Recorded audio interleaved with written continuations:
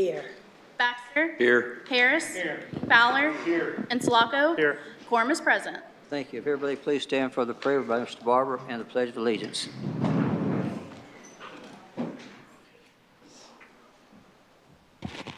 Let's bow our heads.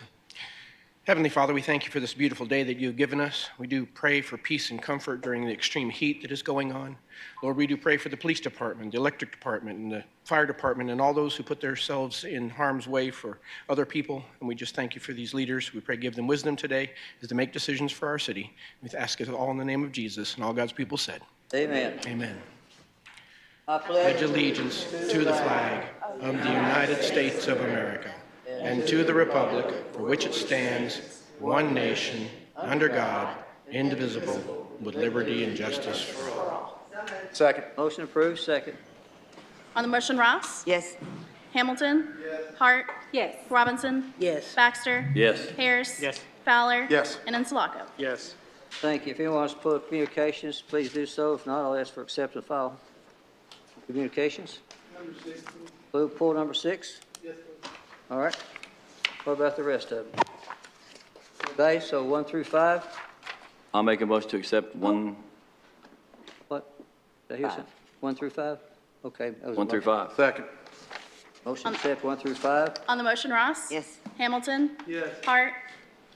Yes. Robinson? Yes. Baxter? Yes. Harris? Yes. Fowler? Yes. And Sulaco? Yes. Would you like that read in its entirety or by title? Mayor Terry Hartwick's statement regarding concerns raised about off-duty overtime pay with our police department. Mayor, I'm just wondering why this was provided as a communication, and the audit was done, I believe, in June. I heard about the audit in the newspaper. Councilmember Hamilton, you need to turn your microphone on, please. Nobody really wants to hear me. The first question is why it's being handed out as a communication. And the second question is, the audit was submitted in June, and this statement comes out in July 21st.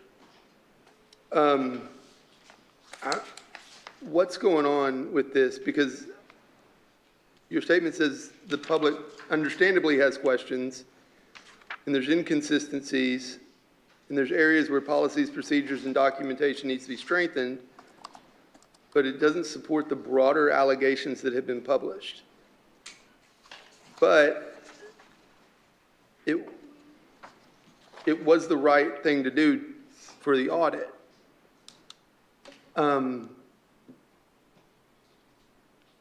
And I mean, I as soon as I saw it in the newspaper, I called and asked for the audit, and I reviewed it.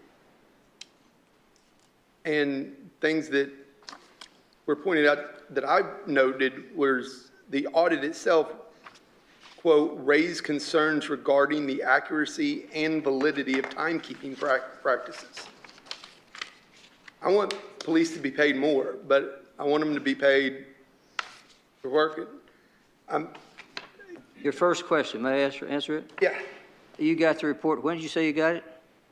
I pulled it up real quick.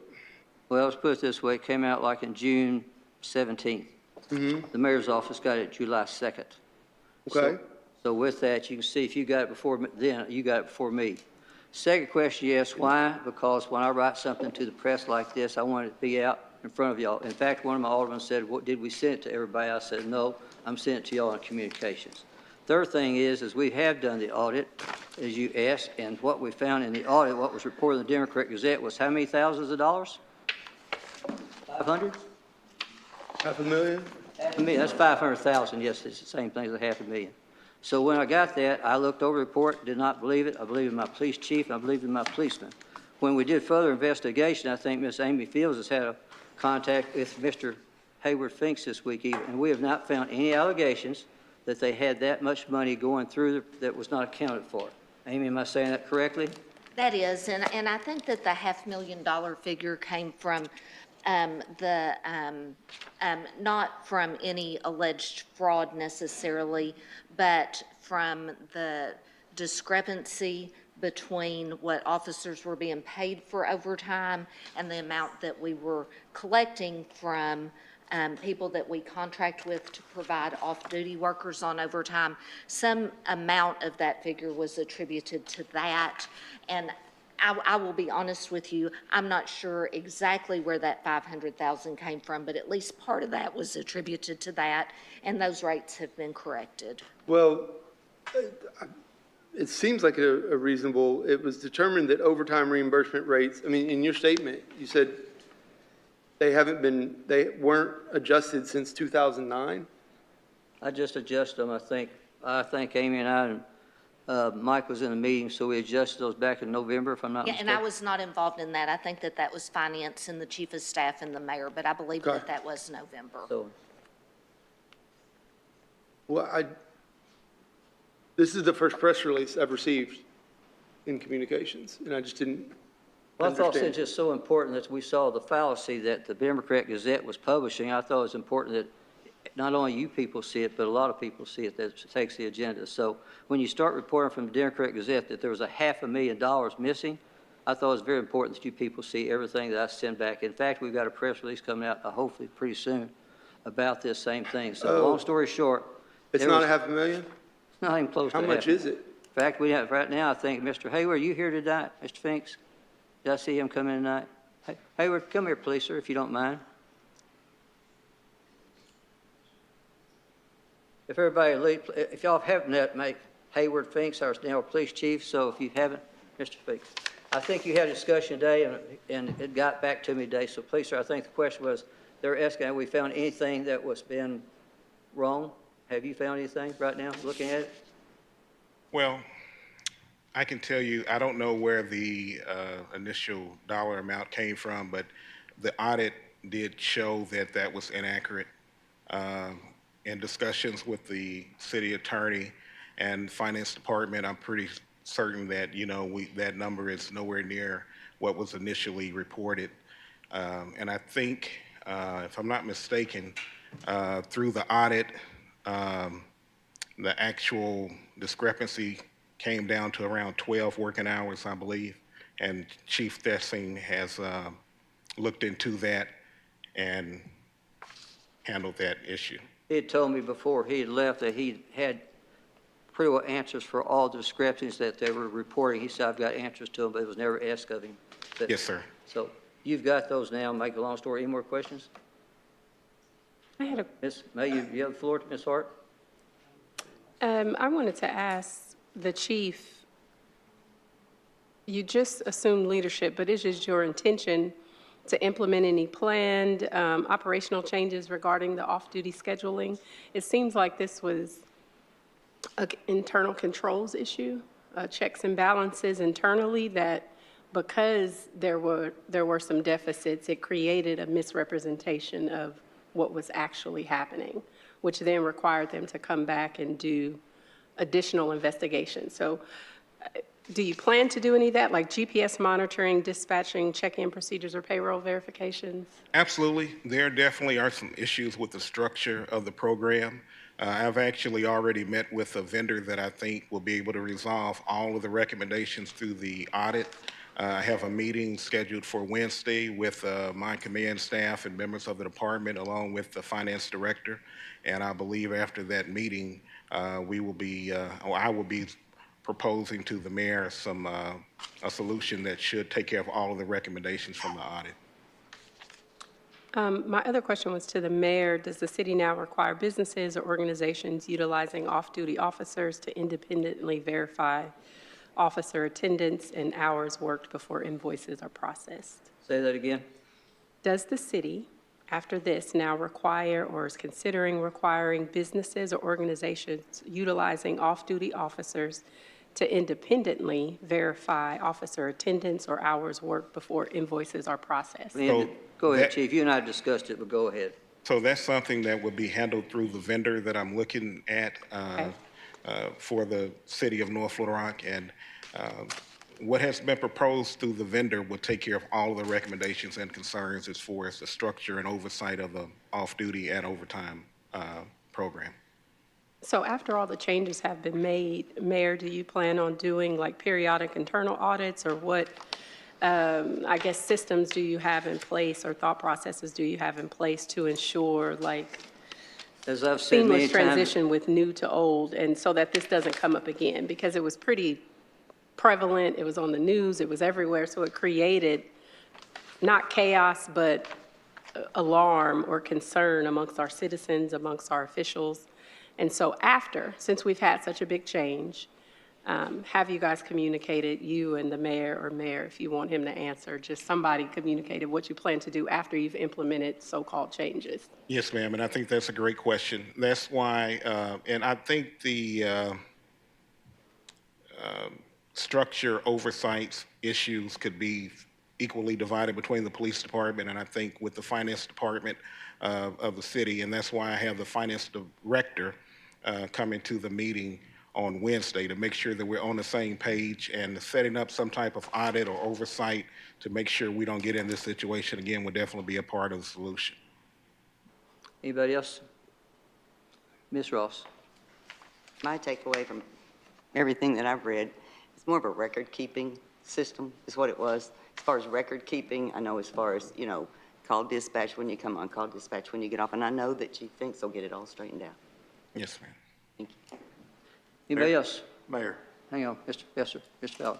I'd just like to thank Chief Finks for coming in and jumping in with both feet, addressing this issue, researching a solution, and providing it so that we can move forward. Thank you, Chief. Yes, sir. Thank you. Mr. Hamilton? I'm all for moving forward. What was wrong? I mean, this is.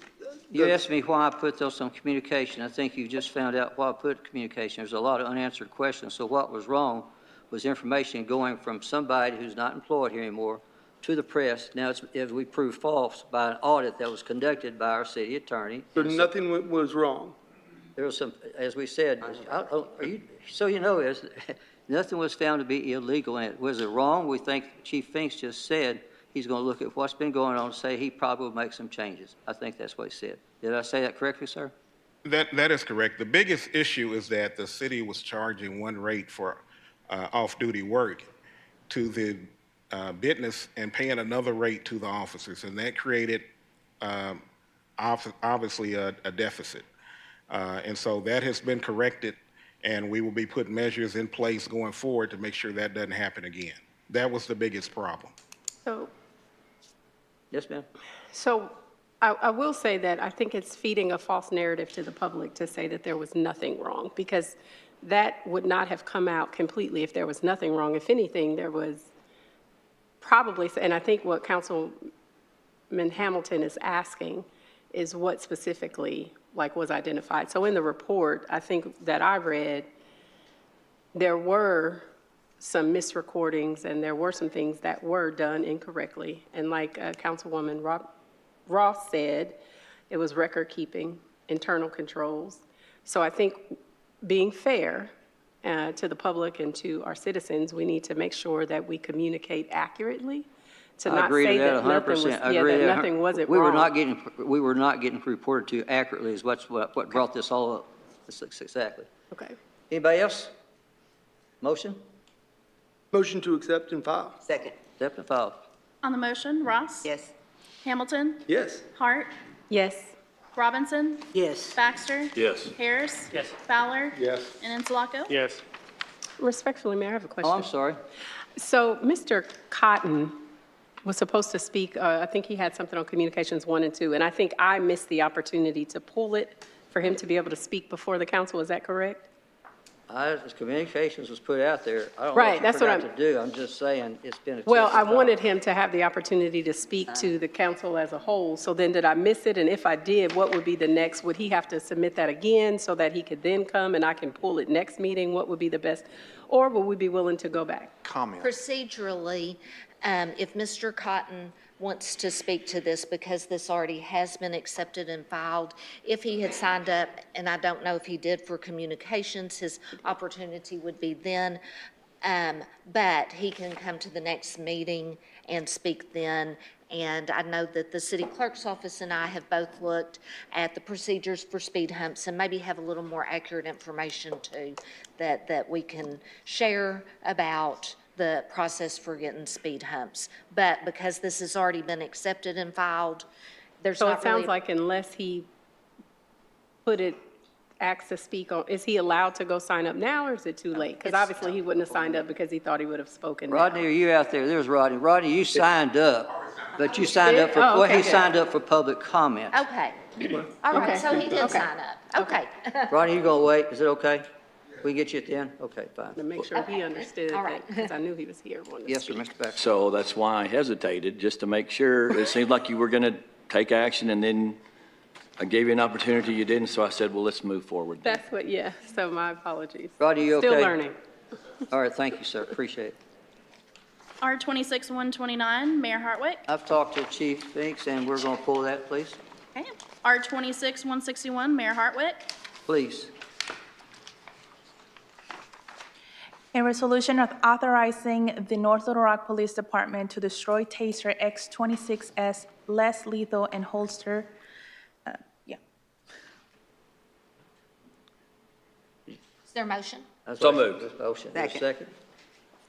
On the motion, Ross? Yes. Hamilton? Yes. Hart? Yes. Robinson? Yes. Baxter? Yes. Harris? Yes. Fowler? Yes. And Sulaco? Yes.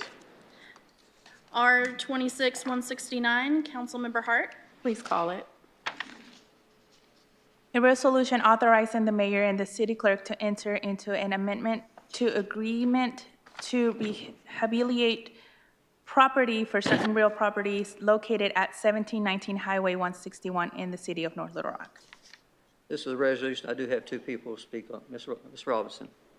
Is there a motion to get it on? That's what I the would say. floor? Give me through, let's get through the Get motion. through- Well, don't I have to move to suspend all readings first? No, it's a No, this is a resolution. Oh, resolution, okay. Uh-huh. Well, look at that. Motion? Motion to adopt. Okay, yeah. There's a second. All right, now. Now. Yes, Ms. Robinson. This is the property, the 1719 Highway 161. That's the old Mexico Chiquita. Am I correct? That is. I want code enforcement to come up. I have questions. Ward, are you there, or Felicia?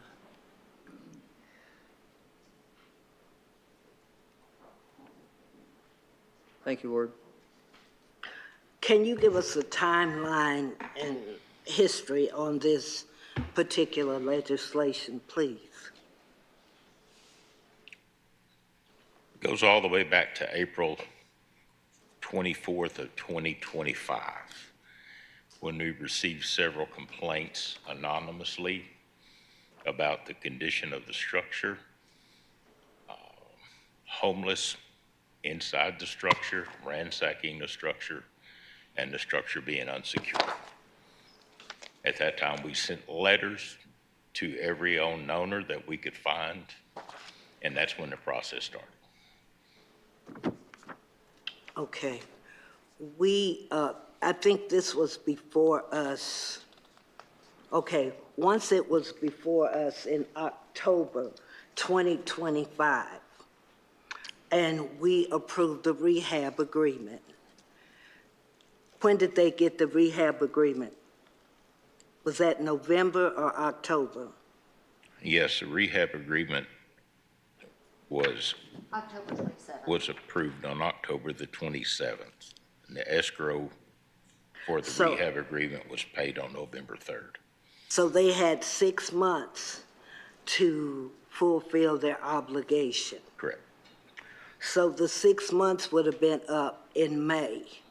correct. So at that time, in May, did we, or prior to the 6 months being up, did we get any type of notification requesting an extension? I'm not aware of it. Mr. Clifton asked for an extension about halfway through the rehab agreement when he and Mr. Woods, the man that was helping him with this, they figured out they weren't going to be able to make the deadline. That was on or about February the 10th, maybe February the 11th. Okay. This particular piece of legislation is requesting an additional 3 months, which would make it a year. So I guess my question is, and I may have to ask the applicant, what needs to be done in that 3 months? If you'd like, I do have Dennis Dokes or Norman Clifton here to speak on that. Mr. Clifton, yes. Norman, Mr. Clifton, sir? Did you hear the question, Mr. Clifton? Yes, sir. Okay. Code has really worked well trying to work with me, the registered owner, and the contracted owner since 2018. The property was sold on a purchaser's contract, and he's made payments on that property for 7 years. So to me, he's the contracted owner, and as the registered owner, I have received all of the notifications and everything on the property. Mr. Dokes hired a registered contractor to go and work on the property to get it done in the 6 months. And along this time, Mr. Woods has had multiple hospitalizations that he has not been able to complete the property at the required time.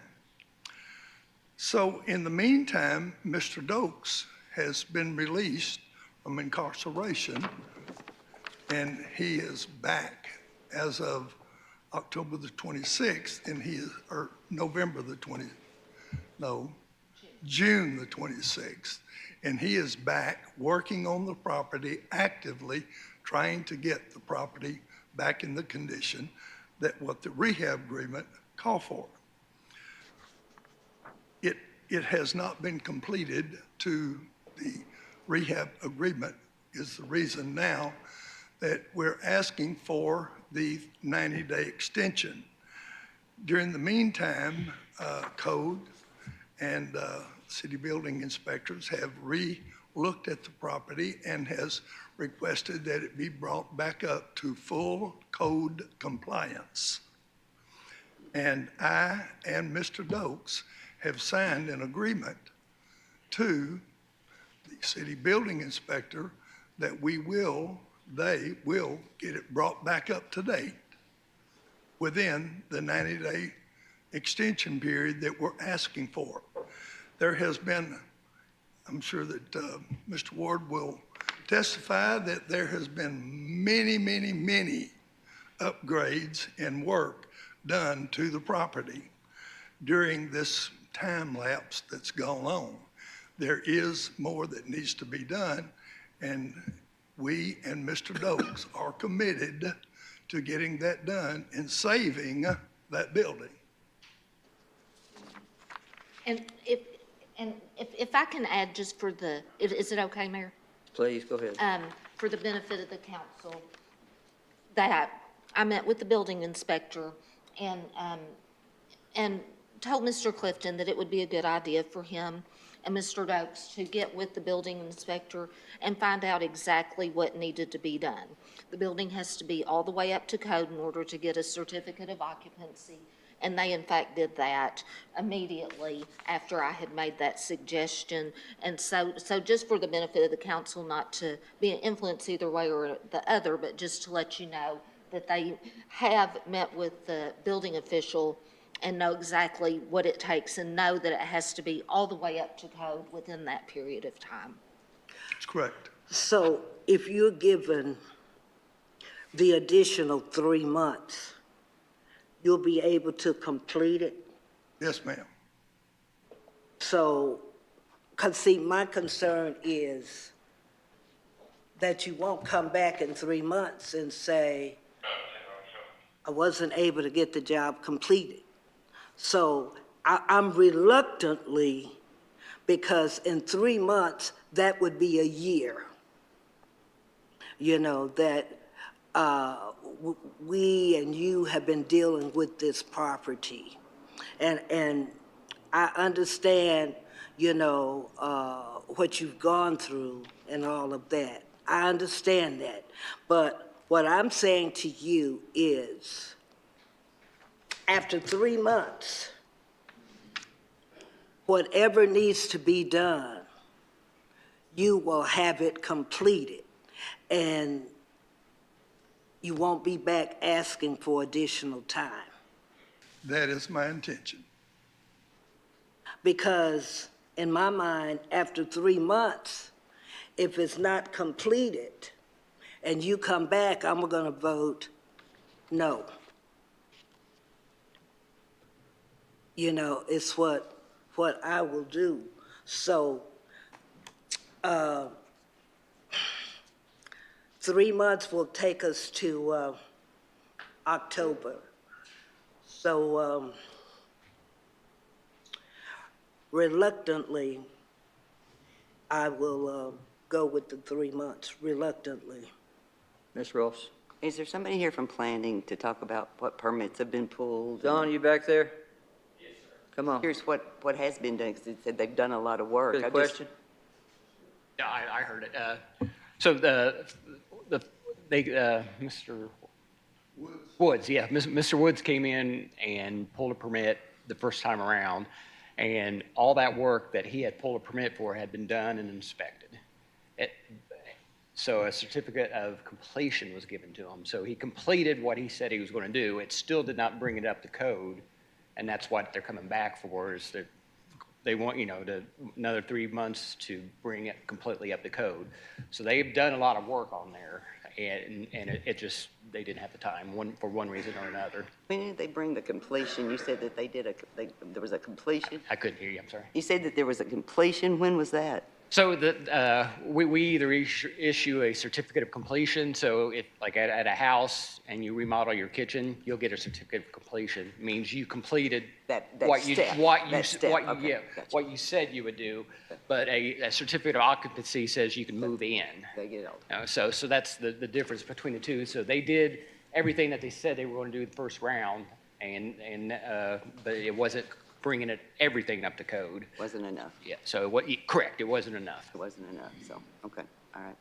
Okay, that's all I need to know, but I've got one more thing too. Go ahead, Ms. Ross. And I talked to Amy about this. In here, it says residential property, and I know that's a Scribner's error. It's supposed to be commercial property because this is a C3. It's not residential property. It is. So, And that was, I think, a cutting and pasting Yep, error. that's what I figured it was, And if we haven't so, sent you a corrected one yet, we will tomorrow. Mr. Dokes, Dennis Dokes, you're here? Do you want to add anything to this? Or are you just okay with what we've said already? Your name was on this, and I've got to look at you. So you're okay with everything been said, or you want to add anything, sir? I mean, I just feel like the goalposts keep getting moved, but we did a lot of work from electrical to, you know, everything, but, you know, stuff is changing on us, so we require additional time. Do me one favor, say your name, please. Dennis Dokes. Thank you, sir. So you're okay with what's been said so far, right? Yes. All right, anybody? Mr. Baxter? So I'm just curious, from the original ordinance with the rehab agreement, we were provided a timeline of steps that would be completed and their date. How many of those have actually been checked off in accordance with the timeline that y'all gave us? For instance, the replaced wiring and fixtures was supposed to be completed 2/2/26. Has that been completed? The electrical has been completed. Part of the plumbing was completed. Part of the demolition of the old restaurant that used to be there was all completed. When Mr. Woods, the contractor, fell ill and could not complete the rest of it, that's when we came along with Mr.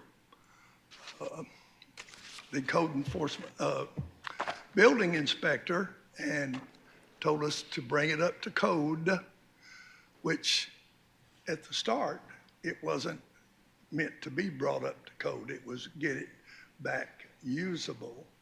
But it's been sitting so long that it need to be brought back up to code, and that's what we've agreed to do. And I do want to correct that. In order to get a certificate of occupancy, which is a part of the rehab agreement, structure has to be completely up to code. So if there was any misunderstanding on the owner or the contractor's part, on our rehab agreements, they do have to be brought up to code because that's a current code, because that's what's required for a certificate of occupancy. One other question. So when I went by there to look at this structure, there was plywood in place of or over, don't know. I didn't go up to the structure itself. I just was outside the building. Are there actual glass pane windows behind that plywood? Mr. Baxter, to answer your first question, there are benchmarks every 45 days that are needed to complete the rehab agreement, okay? Is standard boilerplate for our rehab agreement? Exactly Yes, right. sir. The first 45 days, all we ask is that the structure be secured and pretty much in the dry. They met that, okay? After 90 days, all rough ends are supposed to be complete. There was absolutely no rough ends done and no permits or inspections taken out. Then the next 45 days, they're supposed to have everything done except floor covering, wall coverings, and putting in furniture. They didn't meet that either.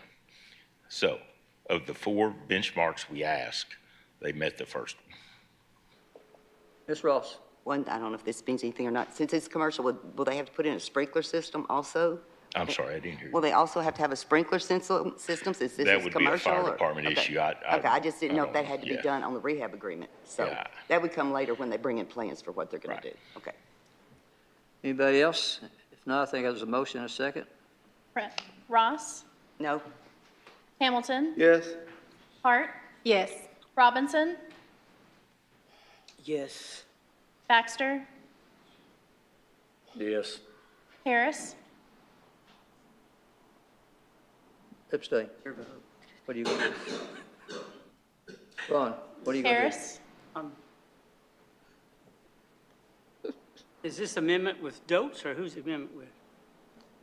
Well, It's to give them an extra 90 days. That's what you're voting on, is to give them an extra 90 days. Yes. Fowler, Yes. Insulaco, Yes. Motion's passed. Thank you all very much. Thank you, Mayor, council members, for saving the original Mexico Cachita in Rose City. Thank you. Thank you very much. Appreciate it. R26-172, Mayor Hartwick.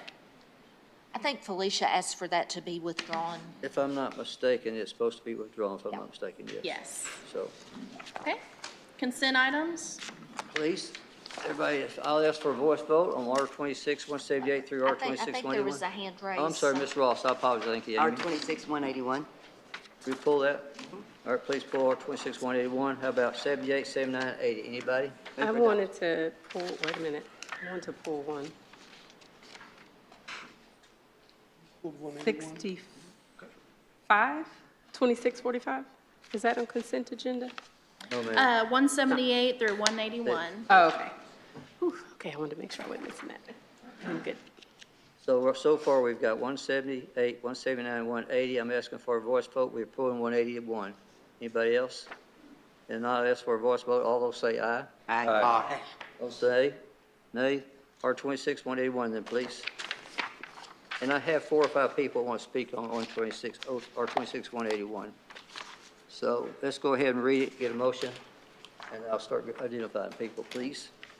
A resolution authorizing the mayor and the city clerk to enter in a non-binding letter of intent with Loblolly Creamery LLC to negotiate the purchase of the real property located in the city of North Little Rock, Arkansas. Move for adoption. Second. Motion adopt. I have 5 people that wants to speak on it, so let me ask, got a motion adopt. Second, I have Diane Skinner, please.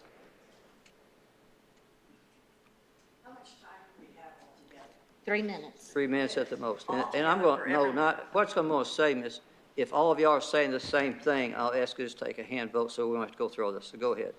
So my question is, if you want to, I could go, Tobias Peoples, are you here, sir? And then I can look at Bob Franklin. Bob, where are you? Is he here? Bob's in the back. Then I've got Caleb Ferris, and I got Sarah Ferris. Am I saying those correctly? So back to who wants to speak for the group. And your name, sir? My name is Tobias. I'm sorry, are we under the impression that they're saying the same thing? Are we asking them? Because I think it's kind of unfair to loop them all together. I'm confused. They're not all, think they're they're not all all saying the same thing. saying So the what I'm same saying, thing. Okay. so you're speaking right now, Tobias, please. You got 3 minutes, maybe. Yes, thank you, Mayor. Thank you, Council. My name's Tobias. I was a member at the Innovation Hub. I wonder if you guys know where this is going. I'd actually come and spoke at a public comment a while back saying that the fire station should be handed over to a group who's trying to reopen the Innovation Hub. What we lost was a pretty big deal. When we think about places that we really feel like mean a lot, it's not about, you know, restaurants or bars or stores or anything like that. It's about the community. And what we lost was a huge community hub. Forgive me for a moment.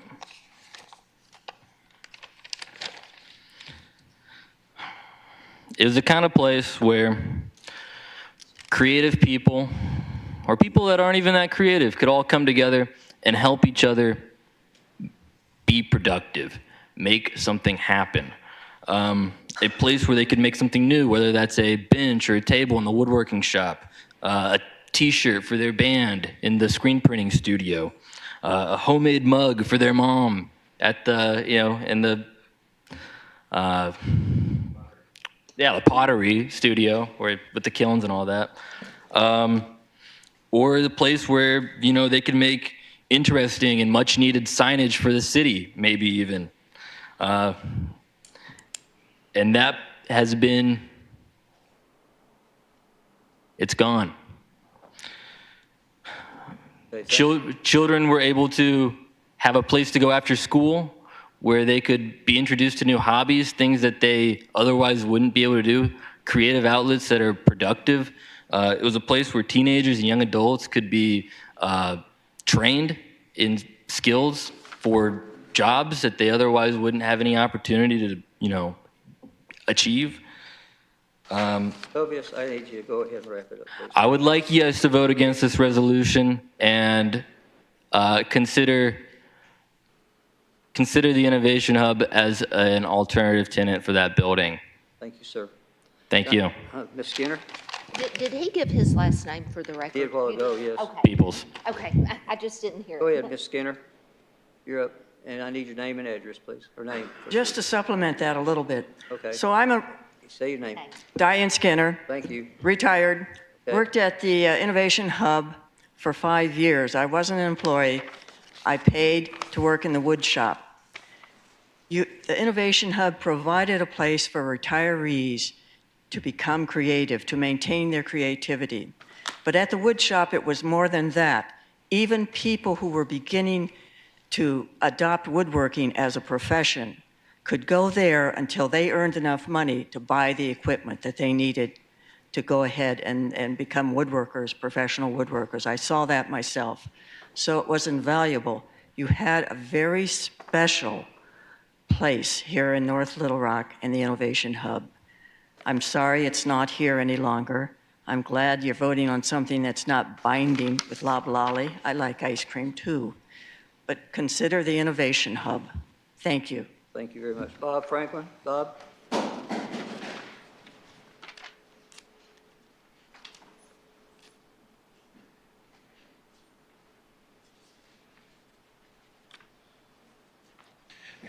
Mayor and council, thank you for having me here. Bob Franklin with the Arkansas Firefighter Museum. I know you got a lot of mail from me. We started talking about this project 3 years ago when we met the mayor at an open house at Central Fire Station. And we've been keeping in touch. And he said it was up to the council to decide what happens to the building. We've done a lot of studies. In the last 3 years, we did a study with the highway department on the amount of traffic on the freeway out here on I-40. We've met with the state tourism on the amount of tourists that they estimated we could bring in. The fire station at 723 Maple is a historic structure. It was built in '62. It was a unique building in that a lot of cities were changing, looking for firehouses from the horse-drawn days, as North Little Rock did. And a lot of fire chiefs visited the city to see this building because it was a state-of-the-art at the time. We've got 1,002 fire departments in the state of Arkansas, representing 14,000 firefighters. We also we talked with the police department about including the police department's history in the building also. We had made a request to lease the building for 10 years. We would pay the utilities. We would take care of the exterior of the building. We know the utilities run about $3,000 a month. We know the problems of the building that we are willing to address. We have fire equipment that go back to the 1880s. We have one of North Little Rock's fire trucks that would sit in the bay that it sat for 18 years. And we had a lot of support. We went out to all 4 wards with petitions and got 177 businesses to sign a petition that they want to see the fire museum come to that building. And if Loblolly decides they don't want the building due to all the stuff that's got to be done to it, I'm asking you to please consider the fire museum. Thank you, sir. We're looking for a building somewhere to put our collection. We have a huge collection of antique equipment. I had a department call me last week that's got a 39 fire truck they want to give us. We ain't got anywhere to put it right now. So if you know anybody that's got a corporation or a lump sum of money they want to give to a 501c3, we're interested. Thank you, Bob. Thank you. Caleb Ferris, did I get that right? Caleb? Yes, sir. Come on up, please, identify. You'll have to forgive me. I've never done something like this before, so I'm a Your little name, nervous. please. Caleb. Thank you. Caleb Go ahead. Ferris. You got 3 minutes. Sorry? You got 3 minutes, please. Cool. I don't really have a whole lot to say other than I know that the fire station seems to be a location that Loblolly is really interested in. But if that building was chosen by the group that's currently trying to reinstate the hub, totally honest with you, I don't know why they chose that building. I don't know what they're planning on doing with any particular element of that building, but I do know that if they chose that location, it's for a reason. Having a historic building like that used to cater, not cater, but used to take care of people who would, save community members' lives. Having a building like that involved with a organization that changes lives, like the other gentleman was saying, there's people who go there that are trying to change careers. There's people who would go to the Innovation Hub because they were trying to learn something new and they didn't feel like they had anywhere else to go other than people who were experts at the craft that they were doing. And that was one location that had all of those experts together. I love ice cream as much as the next person. I love Loblolly, easily one of my top ice cream places in the state. All due respect, I'm sure there's other locations that would be just as good for a new Loblolly location, and I really hope that that's something that they find. But if the team that's behind trying to reinstate the hub has chosen this location, I strongly urge you to consider putting some trust in them. Thank you, sir. Sarah? Thank you. Sarah?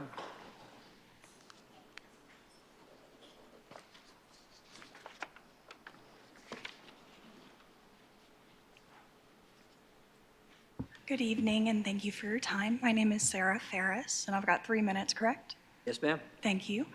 I am here in order to ask you what you want to see out of your city, because I can tell you what I want, and I want to see places that kids can go after school and learn. I want to see places where we can have maybe a child's birthday party, somebody's somebody's retirement party. Yes, you can do that with ice cream, but you can innovate that. You can make it bigger than yourself. You can bring in the creativity. You can bring the tools to the people around you. And I encourage you to think about on a Saturday, if you have kids, I'm sure you have kids, think back to a summer day, a Saturday, and what are you doing? You're trying to figure out what to do. You go to the pool, you think maybe let's get ice cream. But when I think about what I want for my kids on a Saturday during the summer, it's to go learn a skill. It's to make friends, build a community, be involved. But yes, I mean, spending $12 on an ice cream cone is delicious. It's so good. But that's not what I want to see out of my city. I want to see growth. I want to see people take it by the horns and say, this is not enough. We have to build, we have to bring our people together, and we have to give them the tools to succeed, to show up, and to show people again why Little Rock, why North Little Rock is a place of innovation. I appreciate your time. Thank you very much. Thank you. All right, anybody else? Please, I've got R 261681, excuse me, 181, yes. Is there anybody else? If I miss? If not, there's a motion and a second. Okay. Ms. Ross, I'm sorry. No, I want to say something. All right.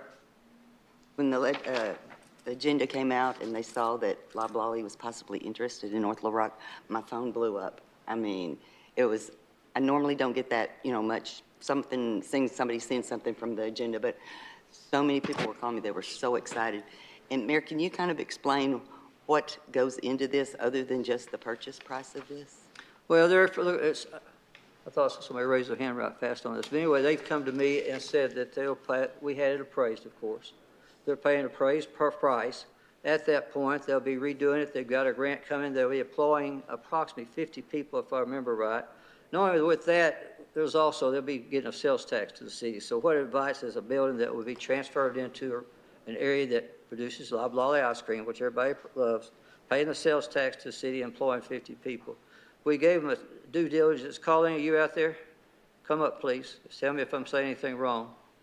We've been working with them for probably what? Go ahead, Colleen, come to the microphone. My question is, how long have you and I been working with Loblolly? We think about 6 months. So it wasn't something that just happened in the last 2 weeks. We've been talking. Meanwhile, it came to us, they asked for our due diligence of longer period than what we have tonight. With Colleen, she went back to them. I said, I'll give them 90 days, and they said they could make that work. So that's kind of the process that's gone into it. Yeah. So, Colleen, can you tell us what other than the purchase price and then the employees, what else they will have there? Well, just to clarify, this is a project. This is the infant stages of it. This is how we make these processes happen, right? We've got a potential developer interested in our area. This is a manufacturer. So this manufacturing food distribution, this company does qualify for potential state incentives, so the state would walk along beside them. As your economic developer, this is what I look for. This is potential new jobs. None of this is defined or figured out completely. This is the intent, this is the purpose of this. And so in that process, in the next 90 days, they're gonna really dig in, they're gonna talk about, they're gonna put a pencil to paper, they're gonna see if this works. But what it brings to North Little Rock is a manufacturer in Argenta.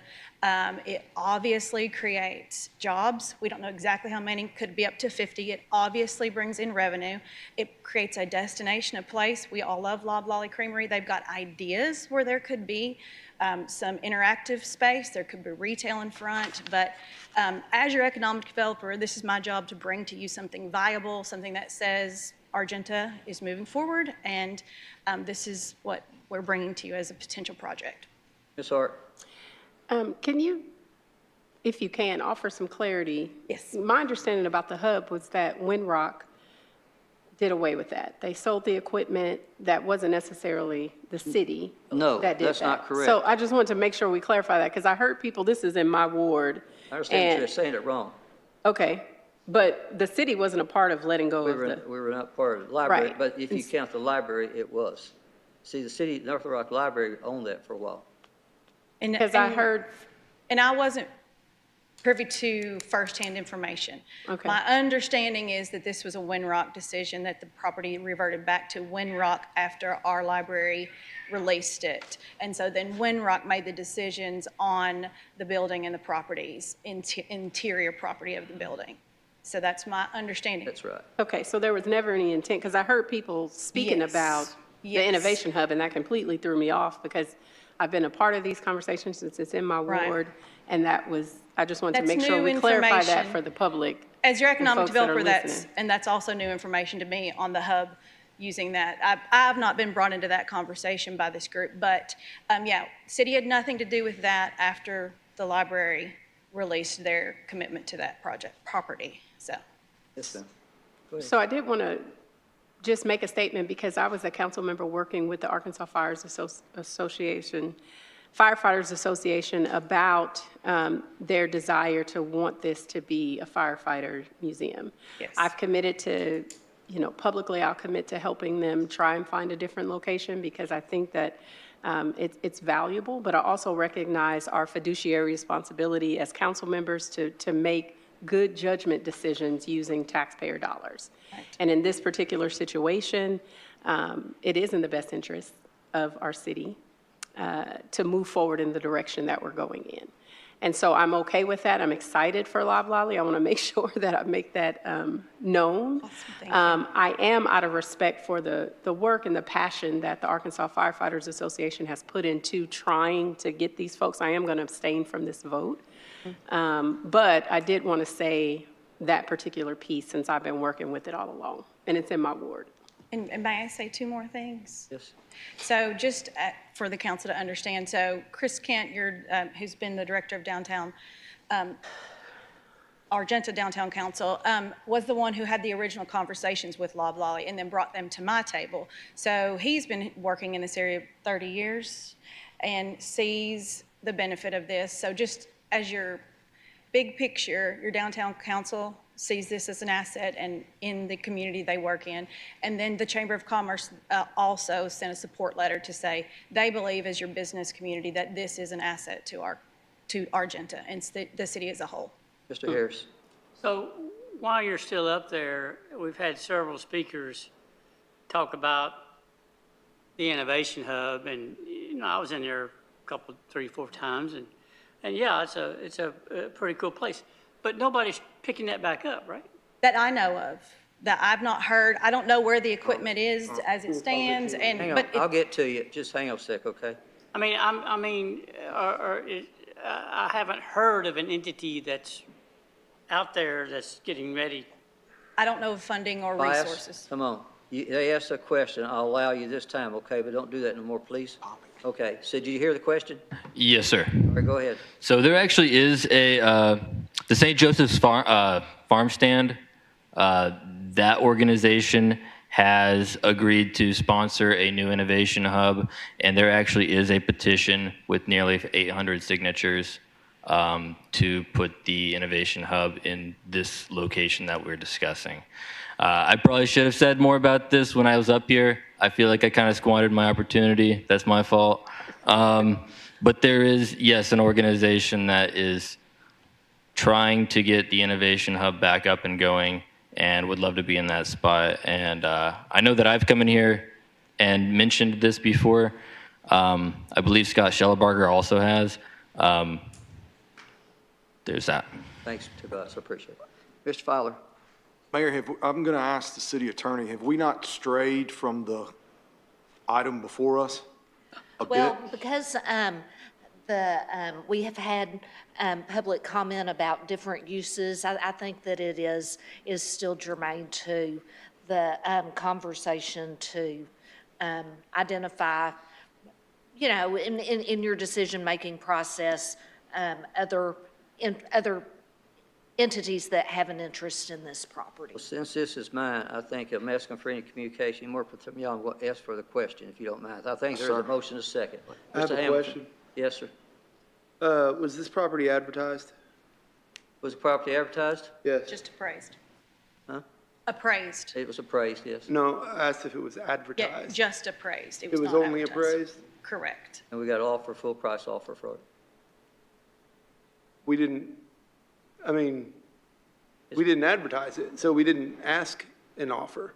So back to it, it was not put on sale, but it was appraised for the property. Then when we got the appraised value price, I brought it to council. So right now. I love Loblolly. I want them. I'm going to vote for it tonight. But this process is terrible. We advertise some things, we don't advertise the others. 2 meetings ago, you said yes. When Lisa Farrell was up there and I said, was this property advertised before we sold it to River Rock Estates? You said, yes, it was advertised because that's how we have to do it. So back to it. You through? Yes, sir, or you still? I'm asking you why this property wasn't advertised. Because I got a full price offer on it. I got a full price offer on it. So I brought it to council. So now it's on the question. Is we have a motion second? Please call it. On the motion, Ross? Absolutely, yes. Hamilton? Yes. Hart? Same. Robinson? Yes. Baxter? Yes. Harris?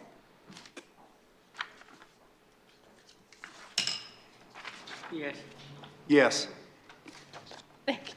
Insulaco? Yes. R26-182, Mayor Hartwick? Please. A resolution declaring certain buildings, houses, and other structures located at 405 Parksdale Street in the city of North Little Rock, Arkansas, to constitute a public nuisance and condemning said structure, provided a period of time for property owner to abate said nuisance. Thank you. With that, I need to call a public hearing. Those wishing to speak for or against R26-182, please come to the mic. R26-182. Seeing none, I'll adjourn. Move for adoption. Second. On the motion, Ross? Yes. Hamilton? Yes. Hart? Yes. Robinson? Yes. Baxter? Yes. Harris? Yes. Fowler? Yes. Insulaco? Yes.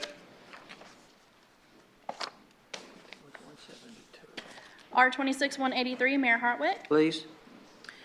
A resolution declaring the garage on the property located at 523 West 36th Street in the city of North Little Rock, Arkansas, to constitute a public nuisance and condemning said structure, providing a period of time for the property owner to abate said nuisance. Thank you again. Need to call a public hearing on that. So those wishing to speak for or against R26-183, please come forward. Seeing none, I'll adjourn it. Move for adoption. Second. On the motion, Ross? Yes. Hamilton? Yes. Hart? Yes. Robinson? Yes. Baxter? Yes. Harris? Yes. Fowler? Yes. Insulaco? Yes. R26-184, Mayor Hartwick? Please. A resolution declaring certain buildings, houses, and other structures located at 805 West 45th Street in the city of North Little Rock, Arkansas, to constitute a public nuisance and condemning said structure, provided a period of time for property owner to abate said nuisance. Thank you. Again, I need to convene a public hearing. Those wishing to speak for or against R26-184, please come forward. Seeing none, I'll adjourn it. Move for adoption. Motion to adopt and a second. Second. On the motion, Ross? Yes. Hamilton? Yes. Hart? Yes. Robinson? Yes. Baxter? Yes. Harris? Yes. Fowler? Yes. Insulaco? Yes. R26-185, Mayor Hartwick? Please. A resolution declaring certain buildings, houses, and other structures located at 1214 Parker Street in the city of North Little Rock, Arkansas, to constitute a public nuisance and condemning said structures, providing a period of time for property owner to abate said nuisance. Again, I need to call a public hearing. Those wishing to speak for or against R26-185, please come forward. And here you are, and identify yourself, please. Mary Milam. Thank you, ma'am. Go ahead. I got the notification on my door a few months ago, but it was the same month I had a car accident and I had a whole lot going on, and I shuffled papers around and got them lost. And then by the time I got to it, it was too late to do the extension or anything. But my intention is to try to sell the place. So with that being said, I don't know what I need to do next, other than try to get a hold of a gentleman that I was told about to try to get it sold. So have you got it for sale now, ma'am? I'm sorry? Have you got it up for sale now? I don't know the first thing about how to do that. So Ford, come on up. I'm going to be talking to I've been trying to get a hold of the gentleman so I could get in touch with him and try to get it in order to sell it to him. Okay, if we do this tonight, Ms. Fields, if you'll take over, if we pass this tonight, here's your options. If the city council adopts this tonight and condemns it, you'll have the opportunity to get in touch with my office, excuse me, and enter into a rehab agreement. That has to be done within 30 days, and then you have 6 months in order to bring the property up to code. You would be required to put up an escrow in the amount that code has determined it'll take to demo it. But if the city council decides to condemn it, that would be your option in order to get it fixed up, is to do that within that 6 months period. Hey, the guys in the back there, y'all got something that can show what we're talking about? Are y'all behind us or what? There you go, please.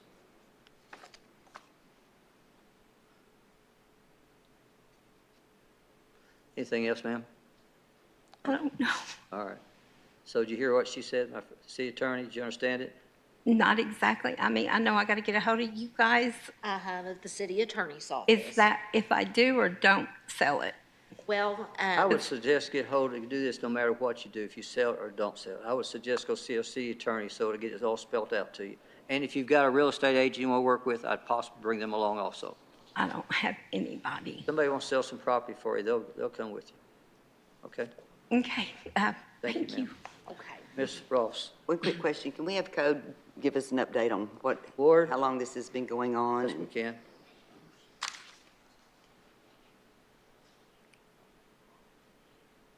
Did you hear the question, Board? She asked how long has this been going on? Guys, put it back up on the screen, please, in the back. Been going on since March 19th of this year. I have to say, we're only talking about the outbuilding. The building that was on is just, it's an outbuilding, an old storage building, maybe an old garage. It's not the main structure on the property. Okay? So what do you suggest? If that property's demoed and it's just the outbuilding, she can still sell the property. You can still sell the She'd property, probably be right? better off. Property value would go having it. up if she And that's got what I rid was of saying. that. So I hope would you explain this to her? Yes, she was in our office 2 days ago. All right, she and knows. Gotcha. Went over everything with her. Okay. Thank you very much. Want to be sure. I think there's a motion and a second. We need to close the public hearing and then Oh, get a I'm sorry. motion. Thank you very much. Anybody else wishing to speak on R26-185? Seeing none, I'll adjourn it. Move for adoption. Motion adopt. Second. Okay, on the motion, Ross? Yes. Hamilton? Yes. Hart? Yes. Robinson? Yes. Baxter? Yes. Harris? Yes. Fowler? Yes. And Insulaco? Yes. R26-186, Mayor Hartwick? Please. A resolution declaring certain buildings, houses, and other structures located at 1502 West Short 17th Street in the city of North Little Rock, Arkansas, to constitute a public nuisance and condemning said structures, providing a period of time for property owner to abate said nuisance. Thank you. Again, I need to call a public hearing. Those wishing to speak for or against R26-186, please come forward. Seeing none, I'll adjourn. Move for adoption. Second. On the motion, Ross? Yes. Hamilton? Yes. Hart? Yes. Robinson? Yes. Baxter? Yes. Harris? Yes. Fowler? Yes. Insulaco? Yes. R26-187, Mayor Hartwick? Please. A resolution declaring certain buildings, houses, and other structures located at 1505 Nona Street, Unit 2, in the city of North Little Rock, Arkansas, to constitute a public nuisance and condemning said structure, providing a period of time for property owner to abate said nuisance. Thank you. Again, I need to call a public hearing. With those wishing to speak for or against, please come forward. Seeing none, I adjourn it. Move for adoption. Second. On the motion, Ross? Yes. Hamilton? Yes. Hart? Yes. Robinson? Yes. Baxter? Yes. Harris? Yes. Fowler? Yes. Insulaco? Yes. R26-188, Mayor Hartwick? Please. A resolution declaring certain buildings, houses, and other structures located at 4920 Parker Street in the city of North Little Rock, Arkansas, to constitute a public nuisance and condemning said structure, providing a period of time for property owner to abate said nuisance. Again, I need to call a public hearing. Those wishing to speak for or against R26-188, please come forward. Seeing none, I adjourn it. Move for adoption. Second. On the motion, Ross? Yes. Hamilton? Yes. Hart? Yes. Robinson? Yes. Baxter? Yes. Harris? Yes. Fowler? Yes. Insulaco? Yes. R26-189, Mayor Hartwick. Please. A resolution approving and certifying amounts of liens to be filed with the Pulaski County Tax Collector against certain real properties in the city of North Little Rock, Arkansas, as a result of grass cutting expenses and abatement on other nuisance. Thank you. One more time, I need to call public hearing. Wants to speak for or against R 26-189, please come forward. Seeing none, I adjourn it. Move for adoption. Motion adopted. There's a second. On the motion, Ross? Yes. Hamilton? Yes. Hart? Yes. Robinson? Yes. Baxter? Yes. Harris? Yes. Fowler? Yes. Insulaco? Yes. O26-45, Mayor Hartwick. Please. An ordinance amending the 2026 quota ordinance number 9844 for certain city department of North Little Rock, Arkansas, declaring an emergency. First reading. Move to suspend all readings. Second. On the motion, Ross? Yes. Hamilton? Is this the quota ordinance? Yes. That's what we, did we give it? Oh, this is to suspend all Suspend the readings, though. readings, Yes. correct. Hart? Yes. Robinson? Yes. Baxter? Yes. Harris? Yes. Fowler? Yes. Insulaco? Yes. Is there a motion? Motion to adopt. Second. Motion adopt, second. I see questions from Mr. Hamilton. First, believe Ms. Ms. Hart. Hart was Ms. Hart, first, you're correct? first, I'm sorry. So this has gotten some calls for me. And so I wanted to ask, has Human Resources reviewed the proposed classification changes for organizational consistency and equity? As far as I know, yes, she's here. Miss Betty, you're up here, aren't you? There you go. Can you share some of those findings? of Yes, analysis? everything has been reviewed. Whenever a department head wants a new position, they come to us first, and we determine the classification, and we write the job description. So everything has been reviewed. And there is, how often do you do equity assessments? When you mean Like equity, assessments of classifications for pay grade raises, like just, whenever necessary, when needed. okay. So I'd like to ask a question. Like I said, some people have called and raised concerns. Specifically, those questions were about whether opportunities for reclassification and pay grades exist in the Parks and Rec division. Yes, they do. Apparently on the park side versus the rec side. Given that concern, I would be interested in having a conduct equity review classification done. But I don't know if you guys would, well, Mayor, would you be willing to do that? We just done that not too long ago, just and did. we are in parity with other cities. Actually, in some positions, we're actually paid more. Okay.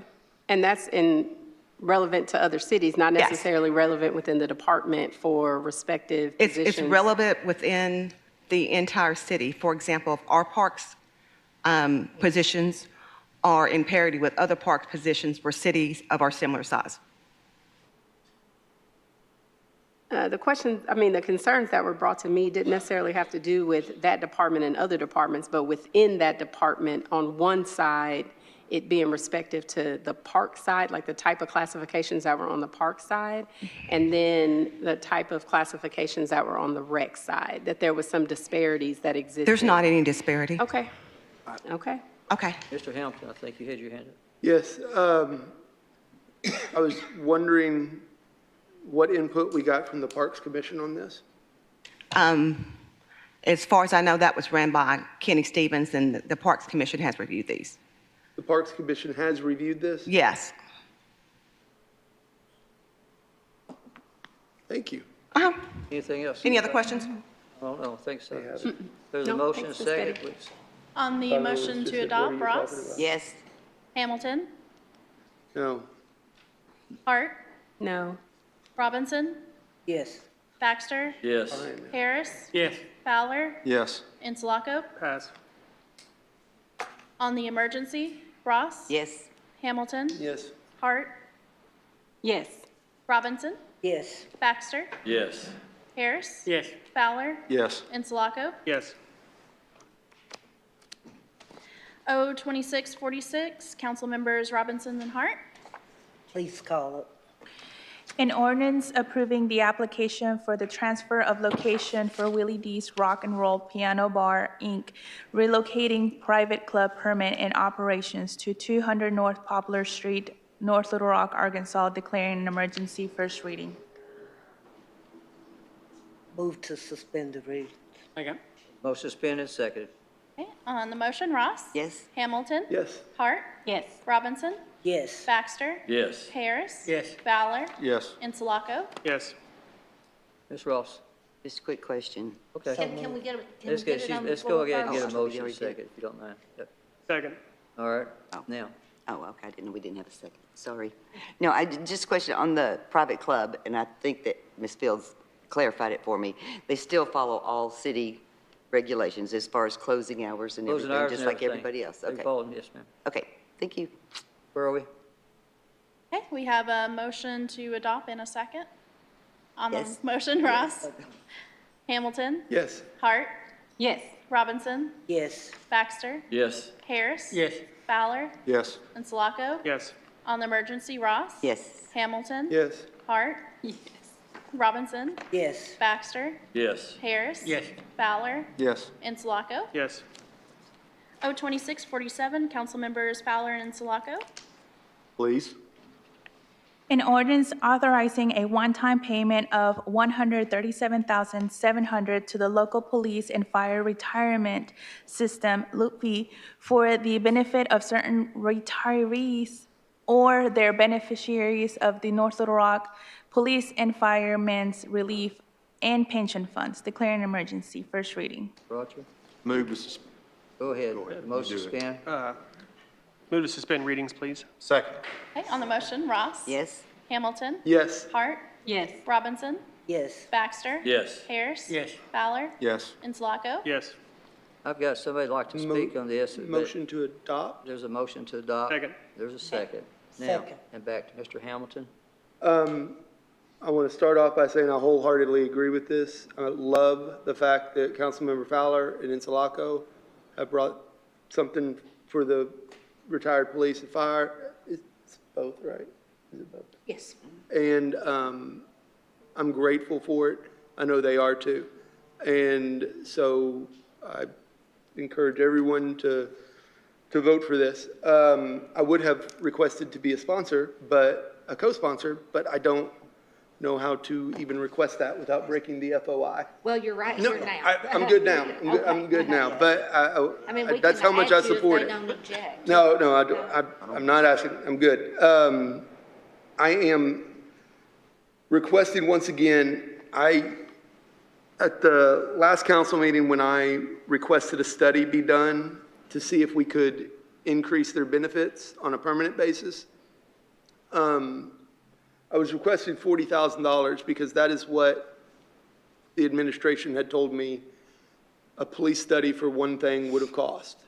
Would have cost $10,000. So I wanted about 4 times that amount. So I was requesting about $40,000. And that number stayed true throughout my emails, starting back in November of 2020, or April of 2025, November of last year. I asked Finance Department for help and documents, and she gave me documents that she could. And I asked her for assistance on trying to put this together, and she said she could not help me. And I asked her why not, and she just said she couldn't. And I don't care. I want to get the money to them, but I reached out to LOPFI and have found out we are the only city in the state that has not continued to try and fund our local plan. And there's a way, I believe that we can do that. And I reached out to LOPFI and asked them how much a study would be. For everything that I've requested, it is $2,500. It was nowhere near the $40,000 I was led to believe. So I am asking simply for an amendment. I propose, I make a motion to amend, and if it fails, so be it, I'm voting for it still. Or I cede the floor at this point to let members talk if they want. There's a person, Mr. Gay.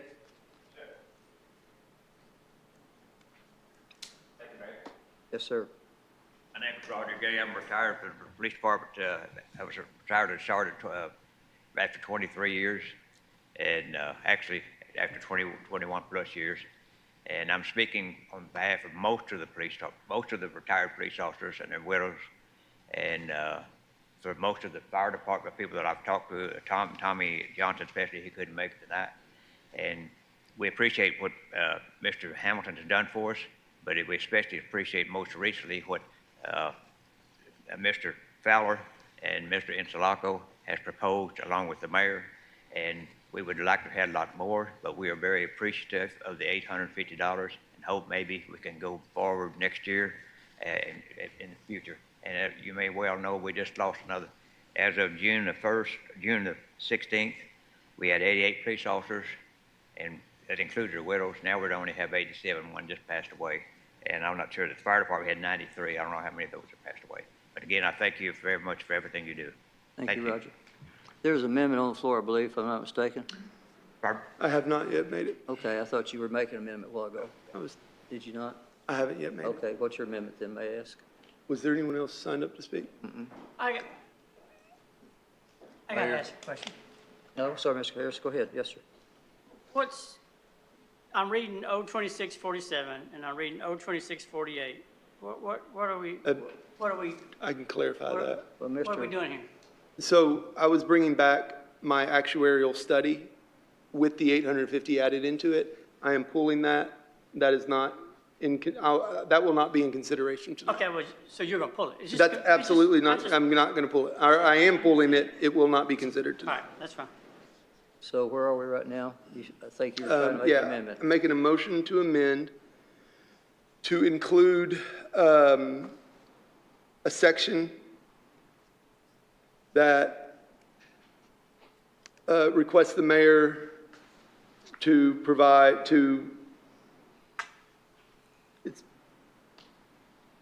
I don't know. Well, I don't know.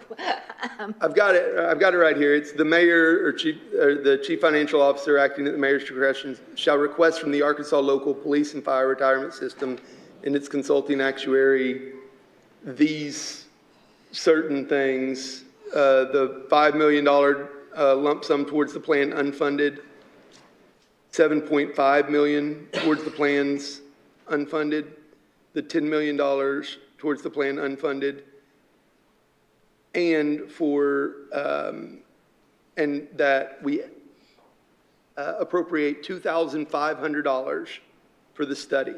That's the updated official price quoted to me.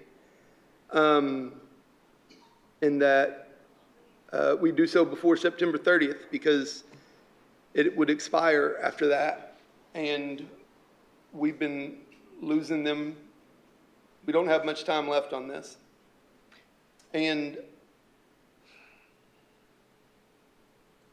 if we have enough money to hand out lump sum payments, I think we owe it to them to find out if there's other ways to do this.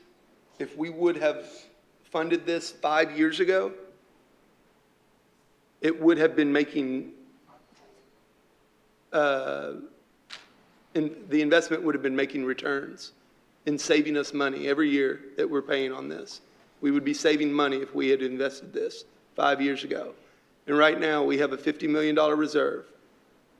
$25 million we don't want to touch.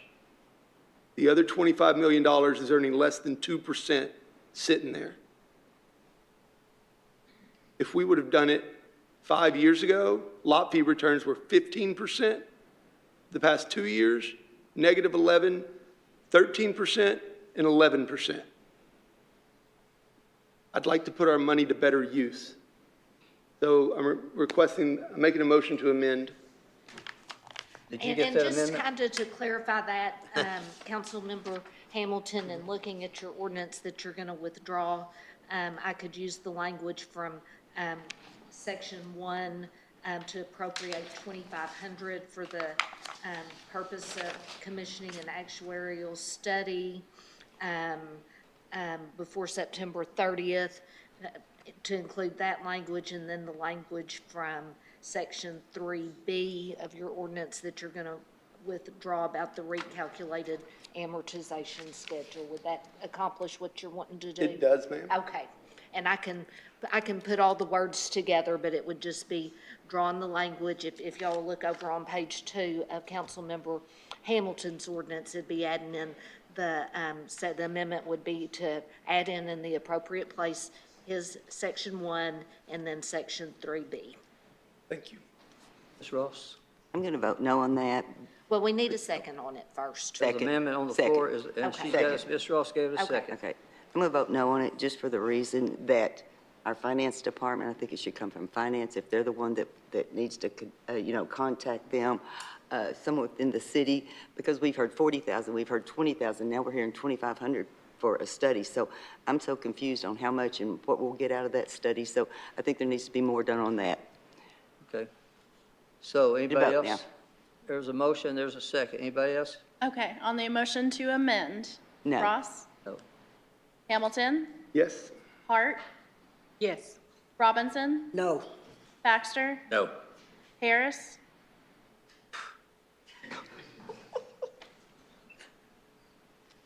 Harris?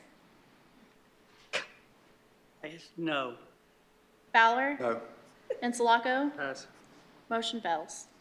So on 02648, 47, Well, no, there's a motion and there's a second. Motion to adopt? Motion to adopt. Second. On the motion to adopt, Ross? Yes. Hamilton? Yes. Hart? Yes. Robinson? Yes. Baxter? Yes. Harris? Yes. Fowler? Yes. Insulaco? Yes. On the emergency clause, Ross? Yes. Hamilton? Yes. Hart? Yes. Robinson? Yes. Baxter? Yes. Harris? Yes. Fowler? Yes. Insulaco? Yes. 02648. Pull Councilmember back, Hamilton. please. Okay. Thank you. 02649, Councilmember Baxter. Please call it. An ordinance amending ordinance number 8523, which granted a special use to allow outdoor storage for pipes, valves, and fittings in the C4 zone for certain real property located at 10504 Maumelle Boulevard in the city of North Little Rock, Arkansas, declaring an emergency. First reading. Move to suspend all readings. Second. On the motion, Ross? Yes. Hamilton? Yes. Hart? Yes. Robinson? Yes. Baxter? Yes. Harris? Yes. Fowler? Yes. Insulaco? Yes. Move for adoption. Second. On the motion, Ross? Yes. Hamilton? Yes. Hart?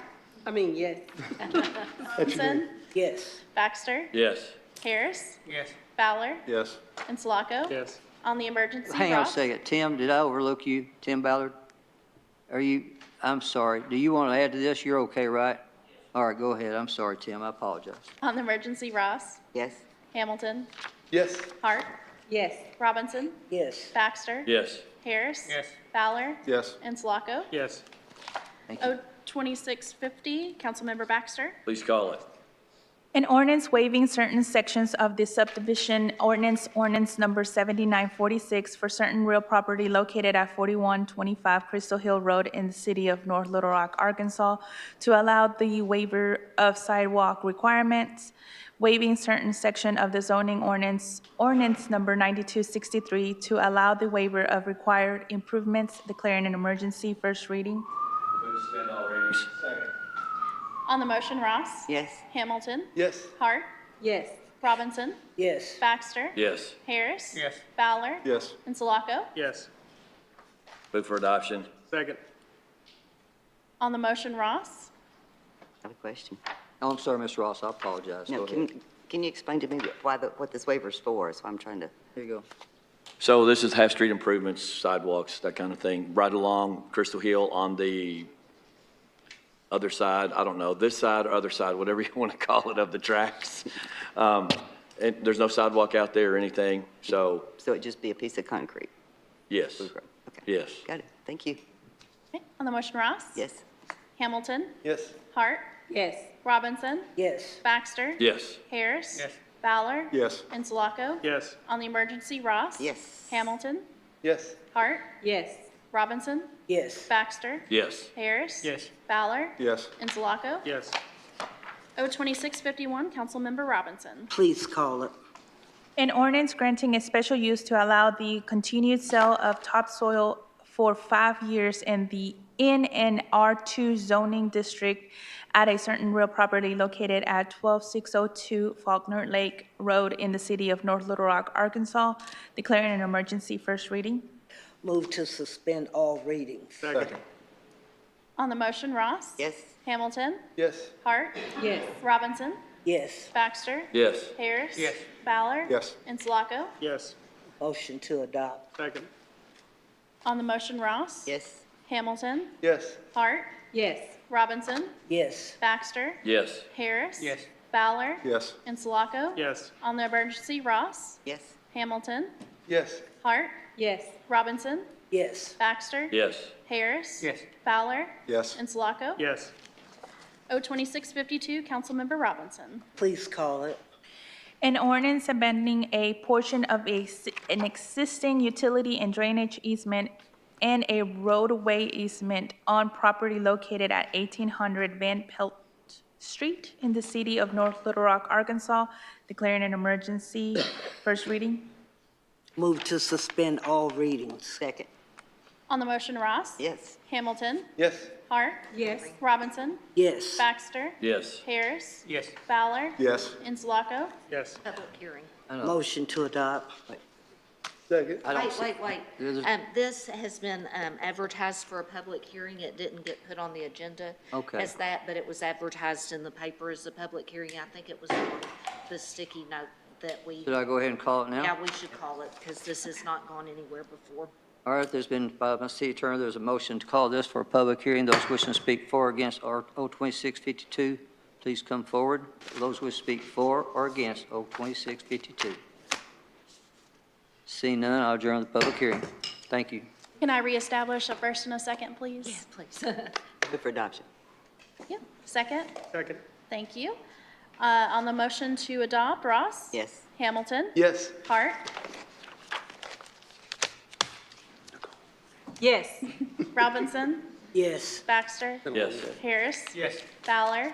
Yes. Insulaco. Yes. On the emergency, Ross. Yes. Hamilton. Yes. Hart. Yes. Robinson. Yes. Baxter. Yes. Harris. Yes. Fowler. Yes. Insulaco. Yes. This concludes new business. Thank you. Let's go to public hearing. Ronnie, I'm going to go to you first, okay? Because I missed you. Come on up, please, on the public comment section. Thank you, sir. Thank you, Rodney. Rodney Cotton at 13201 Smarty Jones in Ashley Downs. I'm the HOA president. What we want to talk about this evening is traffic safety concerns in Ashley Downs. Thank you, Mr. Mayor Hardwick and members of the City Council. We are here tonight to formally request a city-backed traffic and speed study for two primary neighborhood thoroughfares, Smarty Jones Drive and Secretariat Drive. The objective is to assess current vehicle speeds and volume to determine eligibility for traffic calming devices, better known as speed humps. We have a growing family neighborhood. If you notice, we already have 160 partials already in place, and they are predicting to build approximately 70 more homes in that area. Ashley Downs is a vibrant residential community with numerous children, pedestrians, and pets. Unlike major auto roads, our residential streets are designed for local traffic, not high-speed cut-throughs. Walkability is a core element for our neighborhood quality of life. However, pedestrian safety is currently compromised by chronic speeding. We've contacted EMS, the fire department, and the police department to see if the speed humps will hinder any emergency proceedings, and none has said anything that it would impede on them getting to an emergency. So we do have documented traffic hazards. Myself personally, my mirror was clipped by a car speeding past me on Smarty Jones. And I have a police report to support that.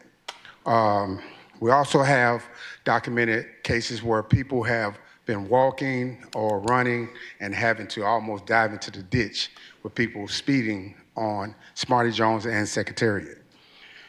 So motorists routinely exceed safety residential speed limits, treating neighborhood streets as bypasses. If you notice, we also have a lot of commercial traffic in there as well, because the farm behind us, they bring in sod grass from the sod farm. So, and then they have tractors and all kinds of other items. The pedestrian vulnerability, lack of physical traffic calming measure puts children playing, dog walkers, and elderly residents at persistent risk. Previous informal complaints from residents indicate that the standard enforcement alone is insufficient for long-term behavior change. And the reason being is that we have called out North Little Rock Police Department, and we know that they are stretched thin. We are probably the farthest away from any where the North Little Rock Police Department can get to. So we are not going to continue to call them up for people speeding. So what we are asking is that you all take in consideration speed humps in Ashley Downs on Secretariat Drive and Smarty Jones Drive. Thank you. Rodney. Ms. Fields? And if I could speak to this, both of your petitions were filed with the city clerk's office. We have an ordinance that's been in place since 2021 that sets out the speed hump requirements. The next thing that needs to happen is the city clerk's office needs to send this on, and here's the ordinance. You can have a copy of mine. Rodney probably has one. This on to our traffic director to follow the steps on the ordinance, and if you meet all the requirements, then he will come out there and do a speed study, and I'm sure that the mayor's office and city staff will be in touch with you on that. Yeah, he knows this, so I'm pretty sure, Rodney, is that correct? I mean, you know what to do. Yes, I talked to the supervisor for the traffic today, and he said that they are already in the process of doing the speed study. So it should be, the results should come through tomorrow. Okay. Did you do a petition? He did the petitions were included in your communications. Yeah, so the city clerk's already been filed and everything, so. I just want to say I appreciate your due diligence on this, and I didn't want you to get your expectations up. The city council or the traffic director has not found need for a speed hump in the past 15 years. There has been no new speed bump approved by the council in the past 15 years or put in by the city, despite all the petitions we get from around the city. I just wanted to temper expectations.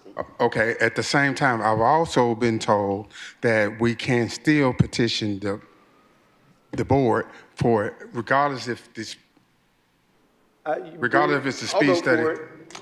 Regardless if the speed study is for. Rodney, I've talked to you before. We'll do the study. What happens, you follow the 6 steps here in the speed hump requirements. After that, you get both of your council members supported, and it usually happens, okay?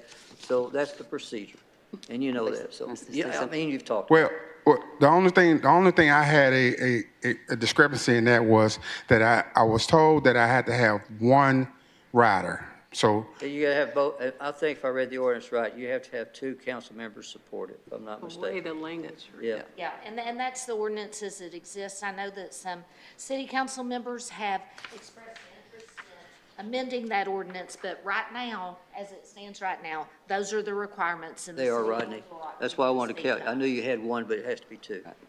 All right, next, go ahead, Mr. Baxter. Real quick. Rodney? So, hang on a second. Let me get my Google Maps to work efficiently here.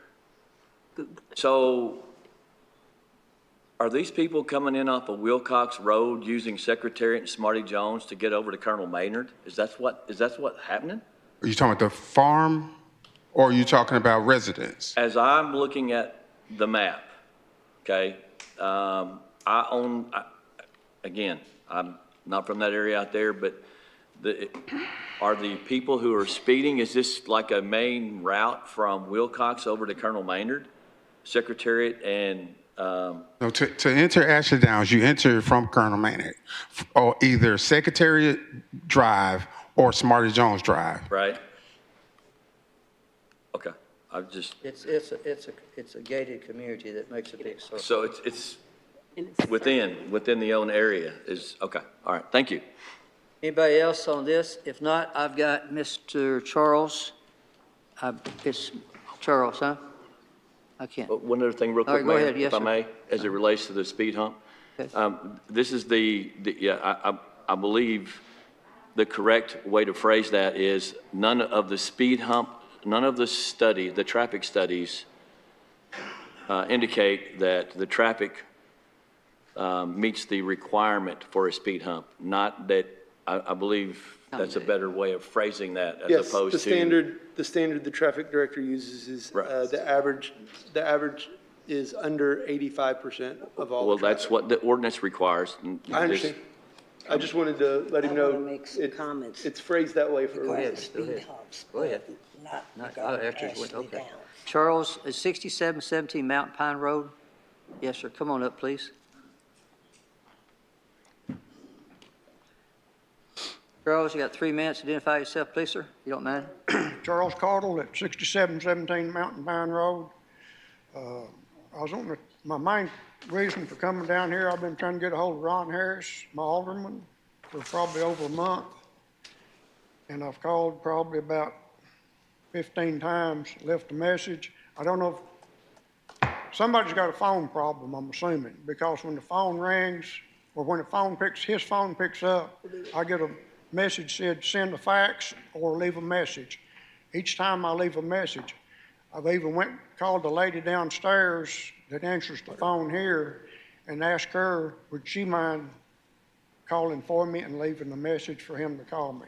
But I've got some street issues I was wanting to talk to him about, and he will take my number, and, my number's on that card you got. Yes, sir, it is. If he, appreciate it if he could give me a call in the next few days. Yes, sir. David Cook has already got that asphalt on, they're Okay. asphalting the whole street. Well, And I left a message on your phone. okay, I didn't find a message. If they're doing the whole street, when can I get with you to find out when they're going to do it? Because right now, that Assembly of God Church is using Rogers Excavating to haul, they've been doing it for 3 years, hauling waste material from the city, that all of the constructions that's been going on, that's boogered up the road. And that's kind of where we're at right now, so. Right. I'd like to have some kind of, and, a little bit better answer, they're gonna, retop the street, because right now it's built on shifting sand and clay soil, and it doesn't have a proper base under it for what they're doing. I might just let you talk to David Cook before you leave. Sir? I might let you talk to the city engineer before you leave. Okay. All right. That'd be fine. Let's see. Through Mr. Is that it? Anybody else got anything? All right, Cassandra Williamson. Cassandra Williamson. Cassandra Williamson. She's here, Mayor. Oh, is she? Okay.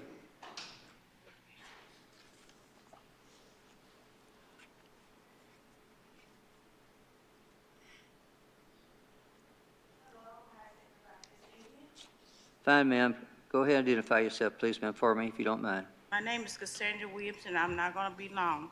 I was coming up here to let you all know that I am having a problem at 1200 West Lawn 17th Street, Apartment A.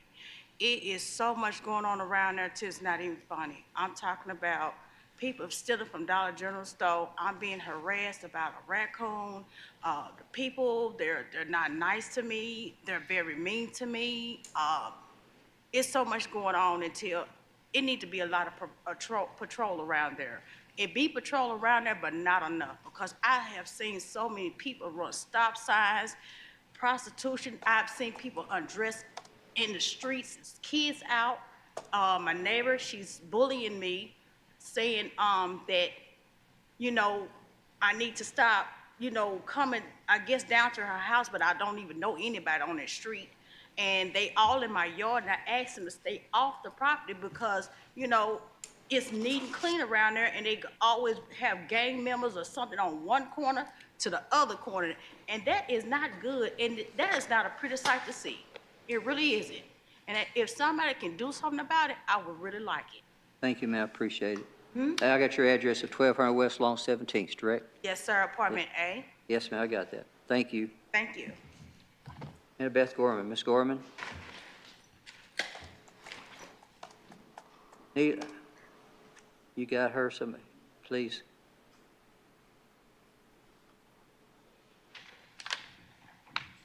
Annabeth Gorman, 1434 Rockwater Lane. Good evening, Mayor, council members, and members of our community. My name is Annabeth Gorman, and I live in Ward 2.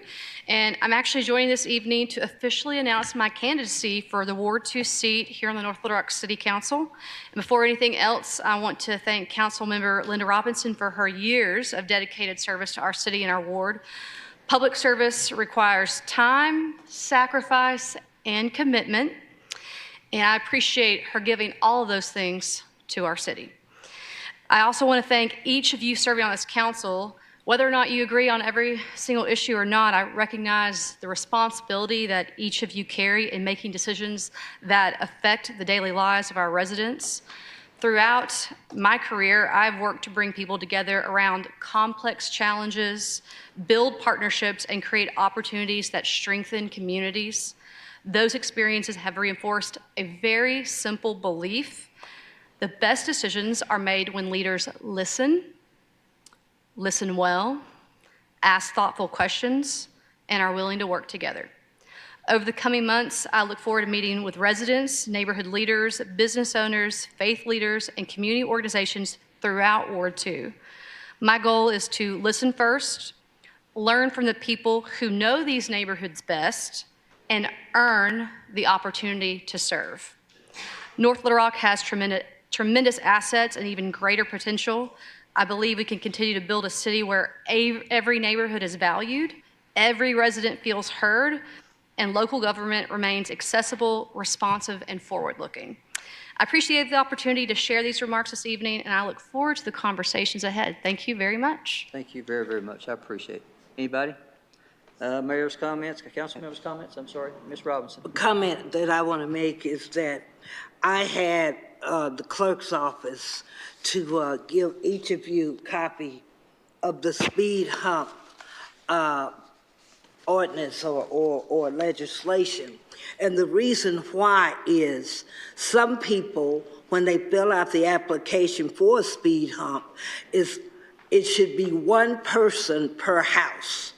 And I'm finding that 2 and 3 people per household is filling out the petition. How do you determine 75%?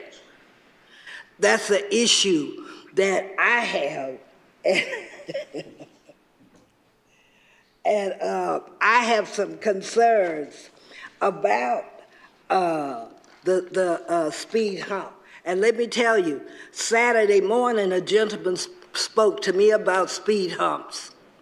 And he said to me, he said, I am a homeowner. I purchased my property in 2018.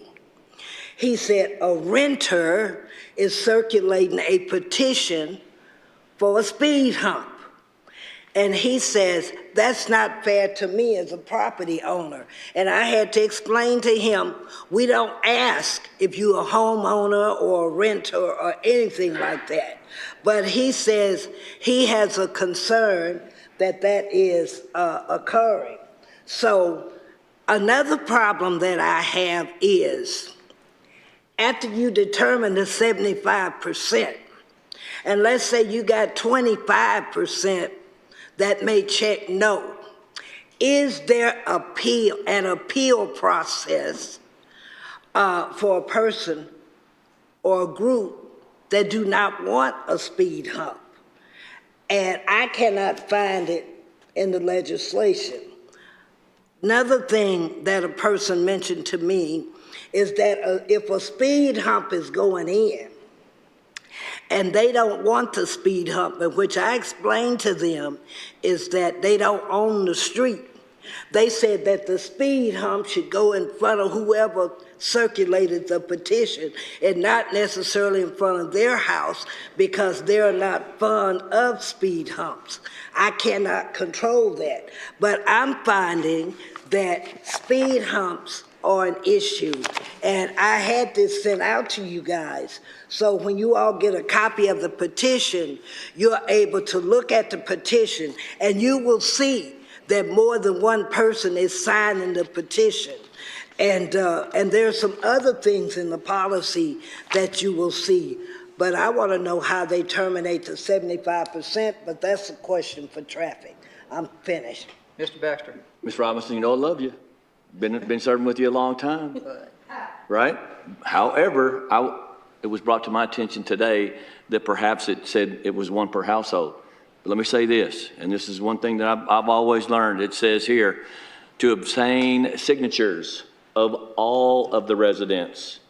And where I come from, all means all, and that's all it means. So if you've got 17 people in a house, they can all sign. Again, the only reason I'm a little tongue-in-cheek here, right?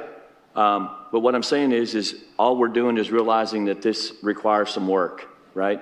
It's not as good as it could be, right? And I was being a little facetious, but it is true. It says all residents, right? So, and there are some requirements as to where that speed hump can be placed, within a stop sign, right? Within so many feet within a drain. There's things to this that we can improve upon, and I think we now know that we need to take another bite of this elephant, right? Until we get him all ate up, one bite at a time. Anybody else? On the motion? Come move.